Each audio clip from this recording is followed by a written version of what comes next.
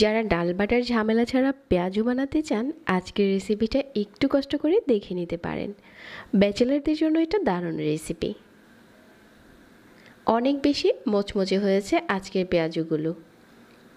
আজকের এই পেঁয়াজু বানানোর জন্য 1/4 কাপ মসুরির ডাল প্রথমে পর্যাপ্ত পরিমাণের পানি দিয়ে ভিজিয়ে রাখছি। ডালটা হচ্ছে আমি 30 মিনিটের মতো ভিজিয়ে রাখছি যাতে করে ডালটা ফুলে ওঠে।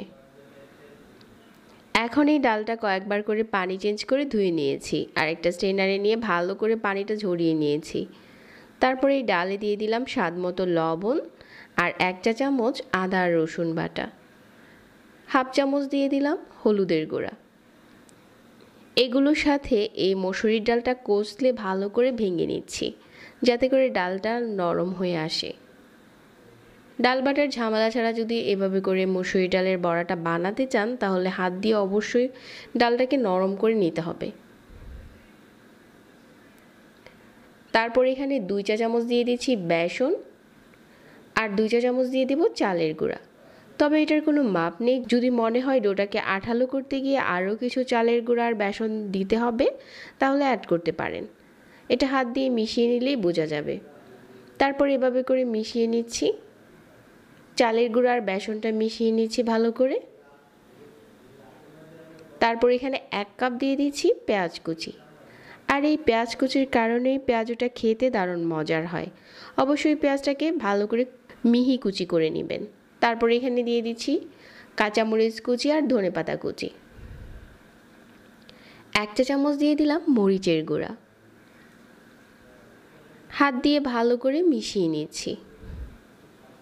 পেঁয়াজটা দেওয়ার পর আলতো করে মেশাতে হবে। ডালটা আমি প্রথমে আগে থেকে ভালো করে মিশিয়ে রেখেছিলাম। এখন পেঁয়াজটা দেওয়ার পর এভাবে আলতো আলতো করে মিশিয়ে নিচ্ছি। এখন এই মিশ্রণটা থেকে এভাবে করে বাটির একটা সাইড থেকে চেপে চেপে পেঁয়াজগুলো বানিয়ে নিচ্ছি আর গরম তেলের উপরে ছেড়ে দিচ্ছি। এভাবে করে ঝটপট বানিয়ে নিতে পারেন বাটাবাটির ঝামেলা ছাড়া পেঁয়াজু। এখন গরম তেলের উপরে সবগুলো দিয়ে মিডিয়াম আঁচে একটু ধৈর্য সহকারে ক্রিস্পি করে ভেজে নিচ্ছি।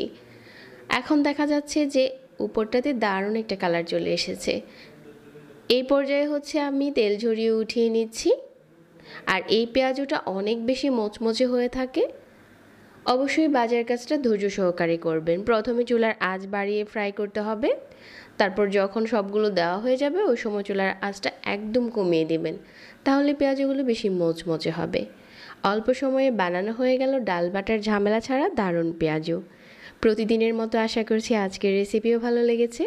এতক্ষণ ধরে যারা সাথে ছিলেন সবাইকে ধন্যবাদ জানাচ্ছি আর এখানেই বিদায় নিচ্ছি। আল্লাহ হাফেজ।